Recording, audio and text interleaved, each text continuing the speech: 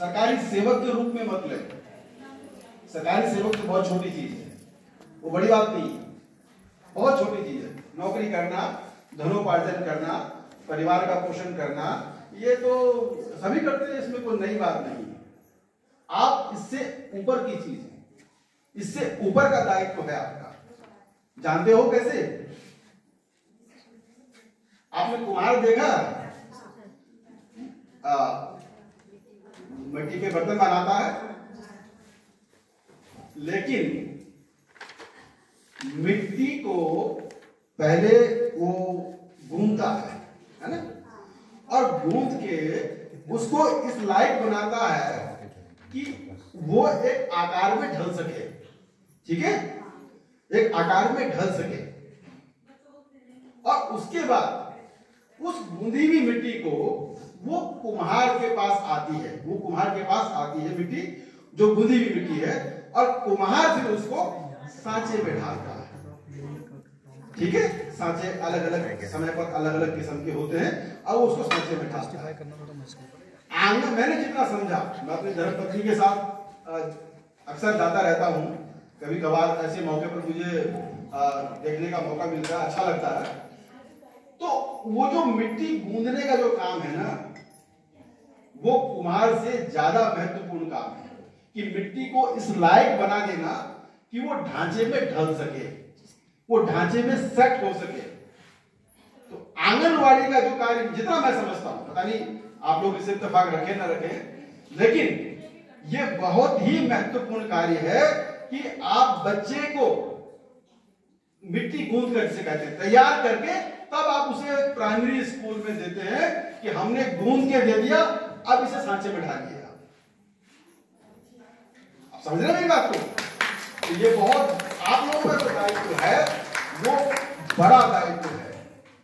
Primary school को तो बच्चा गूंधी हुई मिट्टी की भांति मिलता है, लेकिन मिट्टी को तैयार करना वो सबसे ज्यादा कठिन काम होता है। मिट्टी इस लायक है या नहीं है, तो उसे किस नहीं है तो उसे इस लायक बनाया जाए। समझ, जैसे आटा गूंथते हैं, रोटी बनाते हैं, बिना आटा मले रोटी बना दोगे आप? नहीं बनती ना। तो महत्वपूर्ण काम आटा मलना, जितना बेहतर आप आटा मलेंगे उतने अच्छे उसके फुलके बनेंगे। सही बात है? तो आप लोगों का काम उसी कुम्हार की भांति है। उस कुम्हार से प्राथमिक का काम है कि जो मिट्टी को गूंथता है, उस बच्चे को आप उस मिट्टी गूंथ, जैसे मिट्टी गूंधी हुई मिट्टी होती है, ऐसे बनाते हैं आप, इस लायक बना देते हैं, और तब आप उसे प्राइमरी स्कूल के ऑफ सौंपते हैं कि ये लीजिए, अब आप इसे आगे के सांचे में ढालिए। तो आप लोगों के काम को मेरा सैल्यूट है, बहुत बड़ा काम है। और नौकरी नहीं,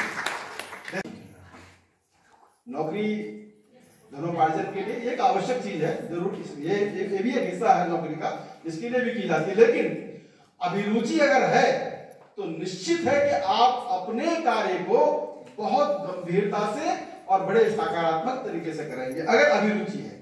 और नौकरी है कि नौकरी करनी है तो शायद उतनी लगनशीलता से आप नहीं कर पाएंगे। क्या मेरी बात पे इत्तेफाक रखते हैं? इत्तेफाक रखते हैं आप? है, सही है? बच्चे जो हैं पिघले कांच की भांति हैं। आप जैसा ढालेंगे, जैसा बनाएंगे, उसकी नींव जैसी रखेंगे, वैसे ही वो आगे पोषित होगा। ठीक है ना? तो एक कविता मैंने लिखी थी कभी, मेरे साथ साथ बोलना, आपको मजा आएगा। तो इसमें मैंने क्या कहना चाहा है मैं आपसे पूछूंगा उसके बाद कि इस कविता में मैंने क्या बोला है। ठीक है? तो आप मेरे साथ गाइएगा।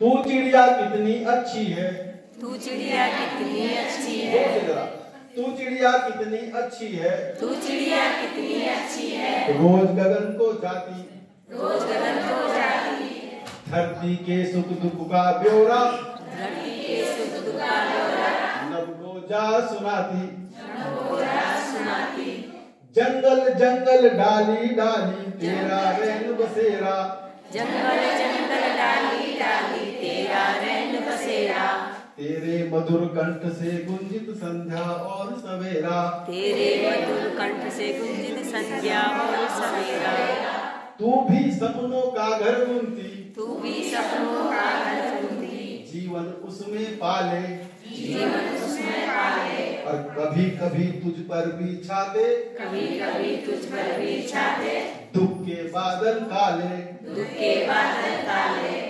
बेशक बेशक बेशक नन्ही जान कभी ना तू दुख से घबराती, बेशक नन्ही जान कभी ना तू से घबराती। मेहनत कर उजड़े सपने को फिर साकार बनाती, मेहनत कर उजड़े सपने को फिर साकार बनाती। तू तरवर की सुंदरता है, नभ का है श्रृंगार, तू तरवर की सुंदरता है, तू का है श्रृंगार। और तेरे अंतःमन में चिड़िया पलता केवल प्यार। तेरे अंतःमन में चिड़िया पलता है प्यार। कैसी लगी कविता? बहुत सुंदर। क्या कहा है इसमें? स्कूल में आया है, मास्टर जी क्लास में बोल रहे हैं, तो पढ़ा रहे हो, जितना पढ़ रहे, लेकिन आपके पास तो पिघला हुआ कांच है, उसको कुछ पता ही नहीं है, बिल्कुल अबोध, जिसे कोई जानकारी नहीं है। तो आपके आगे चुनौतियां बड़ी हैं, बड़ी चुनौतियां। ये डिग्री कॉलेज के प्रोफेसर पे इतनी बड़ी चुनौती नहीं होती, इंटर कॉलेज के लेक्चरर पे इतनी बड़ी चुनौती नहीं होती। मैं मानता हूं उनसे बड़ी चुनौती आपके सामने है, और ये चुनौतियां आप बड़े खूबी से, बड़े अच्छे तरीके से निभाते हैं, ये बहुत बड़ी बात है। तो इस कविता में सिर्फ एक ही बात कही है कि चुनौतियां आती हैं, हिम्मत नहीं हारनी। जैसे चिड़िया होती है ना, वो डाल पे घोल बनाती है, और घोल बनाती है, अचानक तूफान आता है, टूट जाता है, ठीक है, और टूट जाता है, लेकिन क्या वो फिर चुपचाप हो जाती है? नहीं, वो फिर मेहनत करती है, फिर दाना तिनका तिनका चुन के लाती है, और फिर घोल बनाती है। आप देखिएगा उसका घोल कितना जटिल होता है, हाथ से बनाना चाहोगे नहीं बनेगा, कितना जटिल घोल होता है। वो मेहनत करती है, दोबारा से उस घोल को बनाती है, और उसमें जीवन पाती है।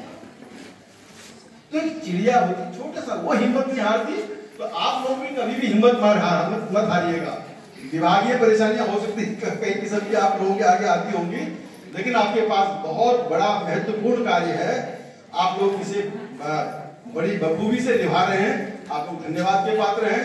मेरे आप बहुत धन्यवाद, शुक्रिया।